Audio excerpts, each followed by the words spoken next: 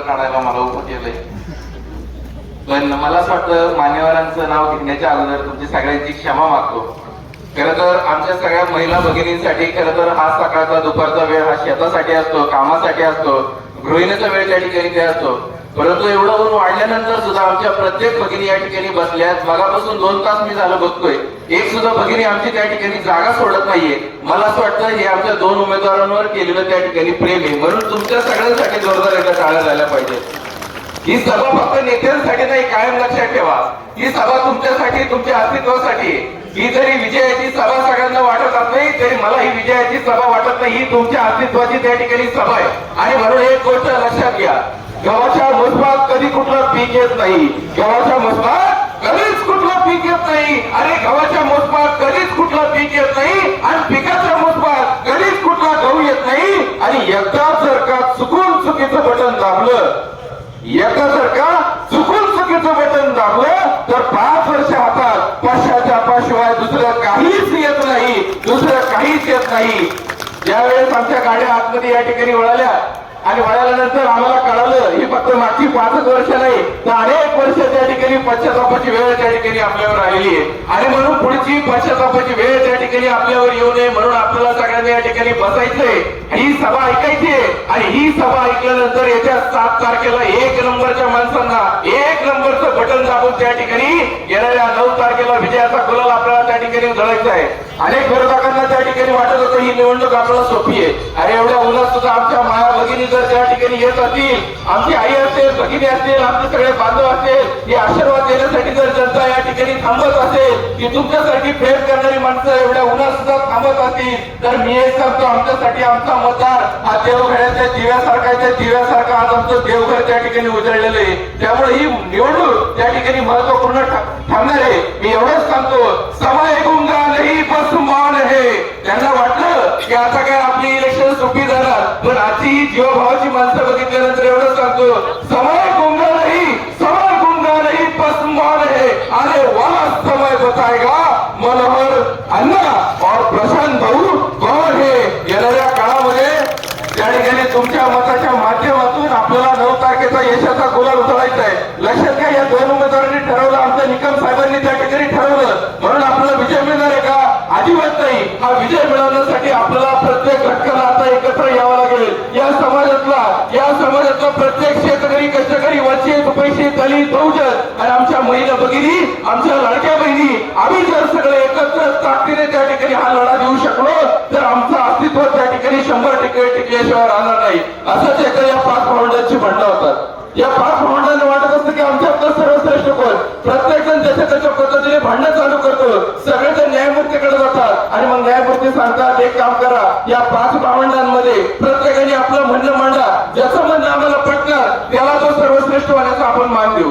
पहिलं बोट ताकदीने उभं राहतं, पहिल्या बोटाला विचारलं जातं तू कसा बाबा सर्वश्रेष्ठ, तर पहिलं बोट सांगतो वर्गात कुणाचा प्रथम क्रमांक दाखवायचा असेल, या 5 भावंडांमध्ये पहिला नंबर दाखवायचा असेल, आमच्या उमेदवारांचा नंबर जसा 1 नंबर आहे तसा 1 नंबर जर दाखवायचा असेल तर त्या ठिकाणी सर्वश्रेष्ठ होण्याचा मान फक्त तुम्ही मला असू द्या. त्या ठिकाणी दुसऱ्या बोटाला उभं केलं जातं, दुसऱ्या बोटाला विचारलं जातं बाबा तुझं काय म्हणणं. दुसरं बोट त्या ठिकाणी उभं राहिलेलं सांगतं देवाने जन्माला घालत असताना सगळ्यात जास्त उंची ही माझ्या वाट्याला दिली. बघा दुसरं बोट सगळ्यात जास्त उंची माझ्या वाट्याला दिलेली. तिसऱ्या बोटाला विचारलं जातं, तिसरा बोट सांगतं आम्ही सगळे धार्मिक माणसं आहोत, देवपूजा करतो. सकाळी देवपूजा करत असताना जो देवाला स्पर्श लावतो आपण, जो गंध लावतो आमच्या महिला भगिनी, जे सौभाग्याचं कुंकू एकमेकांना लावतात, ते सुद्धा हे तिसरं बोट आहे. त्यामुळे माझा मान सगळ्यात जास्त महत्वाचा आहे. तिसऱ्या बोटाचं झाल्यानंतर 4थं बोट करंगळी उभी राहते. करंगळी सांगायला लागते न्यायमूर्ती साहेब तुम्ही बघा कचरा उचलत असताना मला सगळ्यात जास्त फरफडत त्या ठिकाणी जावं लागतं. एवढंच काय, भगवान श्रीकृष्णांनी जो पर्वत उचलला होता तो सुद्धा माझ्या माध्यमातून उचलला होता. आम्ही लहान असो किंवा मोठे असो कुठून बाहेर जायचं असतं आम्हाला इमर्जन्सी दाखवायला लागते. हसायचं जरी कारण असलं तरी रोजचं माझं महत्वाचं आहे. त्यामुळे तो मान तुम्ही मला द्या. आता उरला कोण? आमच्या मोठ्याने आमच्या उरला कोण? आपला आवाज सगळ्या आमच्या गावाला गेला पाहिजे. उरला कोण? अंगठा. आता अंगठ्याला विचारलं तर अंगठा सांगतो Aadhaar card, PAN card, voting card, driving licence, कुठलंही डॉक्युमेंट. आता बघा साताऱ्याला भावाकडे चालले, बहिणी भावाकडे, भाऊ बहिणीकडे. पहिला अंगठा त्याशिवाय कार्यक्रम पुढे जात नाही. आणि त्यामुळं माझं महत्व जास्त आहे. ती डायरेक्ट तुम्ही माझ्या गळ्यात टाका. न्यायमूर्ती थोडे विचार करतात आणि सांगतात तुमच्या समोर एक गुलालाचं पोत आहे. प्रत्येकाने जायचं, तो गुलाल उधळून दाखवायचा. पहिलं बोट जातं, दुसरं, तिसरं, चौथं, प्रत्येक जण एकटं जातं, गुलाल उधळायचा प्रयत्न करतं. एकालाही गुलाल उधळता येत नाही. मग न्यायमूर्ती सांगतात 5 जण एकत्र जा आणि त्या ठिकाणी हा गुलाल उधळा. हे 5 जण जातात, त्या गुलालाच्या पोटात हात टाकतात आणि असा काही गुलाल उधळतात. ही 5 बोटं म्हणजे कोण आहे? की तुम्ही, आम्ही, आपले सगळे नेते, या समाजाचा प्रत्येक कष्टकरी, शेतकरी, वंचित, उपेक्षित, दलित, बहुजन आणि आमचा सन्माननीय स्त्रीवर्ग.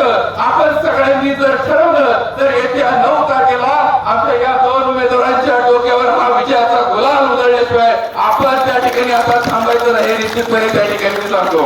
खरं तर आज एक उमेदवार आमच्या त्या ठिकाणी तुतारीवर लढतायत, रामकृष्ण हरी. वाजवा तुतारी. ही तुतारी महाराष्ट्रावर तर वाजलं, पण त्यासोबत आमच्या मनोरांनाबद्दल बोलत असताना मला निश्चितपणे एक सांगावंसं वाटतं की आपली ही भूमी बाळासाहेबांच्या विचारांची आहे. एकदा त्या जिल्हारी उस्मानाबाद त्या भागामध्ये भूकंप झालेला होता. त्याचा धाराशिव त्यावेळेस भूकंप झाल्यानंतर सोनिया गांधी सहज एकदा पाहणी करायला तिथे गेल्या होत्या.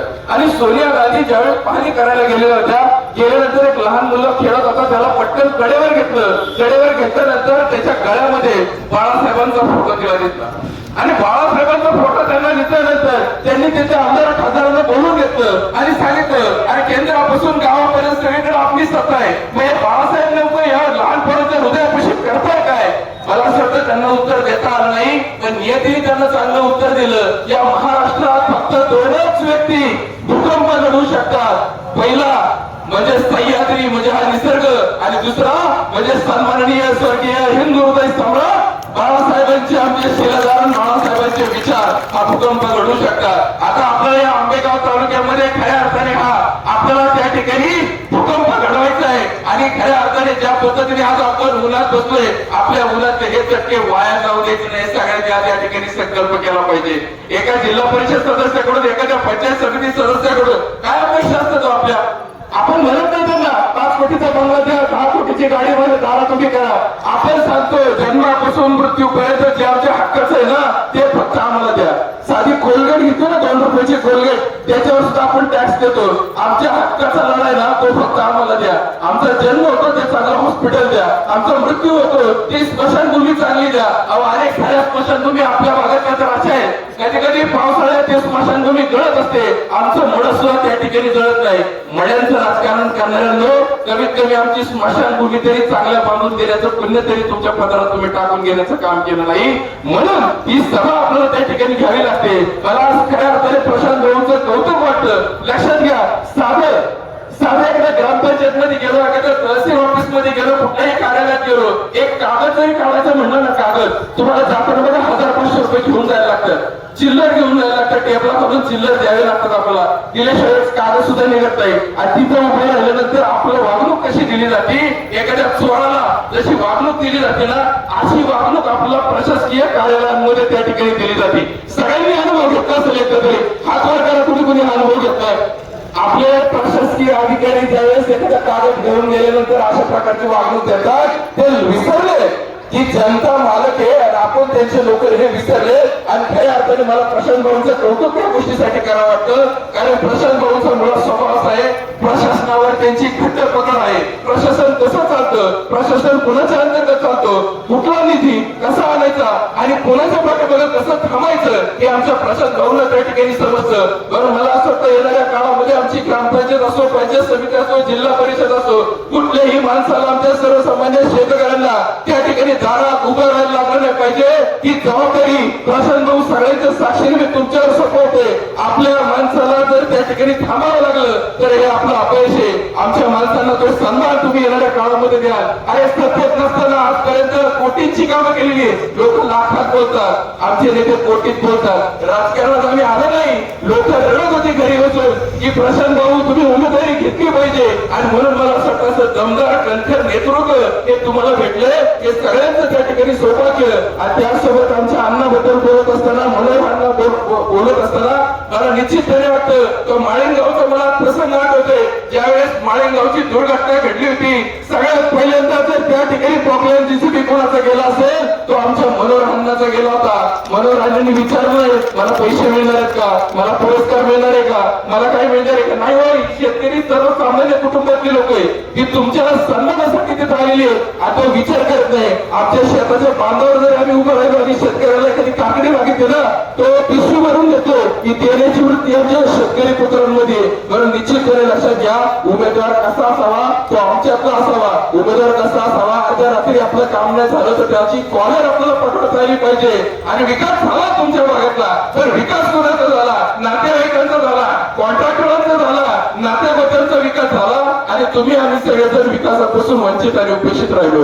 आणि म्हणून एक आव्हान करतो, येणाऱ्या काळामध्ये आमच्या महिला भगिनींच्या सन्मानासाठी, येणाऱ्या काळामध्ये आमच्या स्त्रियांसाठी, येणाऱ्या काळामध्ये न्यायासाठी, हक्कासाठी, येणाऱ्या काळामध्ये आमच्या युवकांच्या रोजगारासाठी, येणाऱ्या काळामध्ये आमच्या सक्षमीकरणासाठी, डेव्हलपमेंटसाठी आम्हाला या दोन उमेदवारांच्या एक नंबरचं बटन दाबायचंय. कारण आमचे उमेदवार एक नंबरचे आहे. विकास कसा होणार? एक नंबर विकास होणार. आणि म्हणून येणाऱ्या काळामध्ये 7 तारखेला आपल्याला एक क्रमांकाच्या समोरचं बटन दाबायचंय. अभंग प्रशांत विठ्ठल तुतारी वाजवणारा माणूस लक्षात ठेवायचा. काम कसं झालं पाहिजे? बरं, एक नंबर. काम कसं झालं पाहिजे? मतदान तुम्हाला करणार? आपला आवाज कमी होत चालला. परत मी एवढा कसा ओढून ताणून बोलतोय. जरा देखा, आपले उमेदवार कसे असले पाहिजे? आपले उमेदवार कसे असले पाहिजे? आणि एक नंबर उमेदवार आदरणीय आमच्या निकम साहेबांनी त्यांच्या सगळ्या मित्र पक्षांनी त्या ठिकाणी दिले. हा आपला त्या ठिकाणी अभिमान असला पाहिजे. आणि 2 नंबर म्हणजे या ठिकाणी गुलाबी पत्रिका आहे त्याच्यामध्ये 1 नंबरचं बटन दाबून इंदोरे मनोहर बंडू धनुष्यबाण याच्या समोरचं बटन दाबायचे आपल्याला. आणि 9 तारखेला त्या 5 बटन सारखा सगळ्यांना गुलालाचा आनंद त्या ठिकाणी घ्यायचा आहे. हे उन्हाचे चटके वाया जाऊ द्यायचे नाही. यासाठी मला वाटतं राहिले 2-3 दिवस तळमळीने जिद्दीने सगळ्यांना काम करायचंय एवढं मी सांगतो आणि आपली रजा घेतो. धन्यवाद.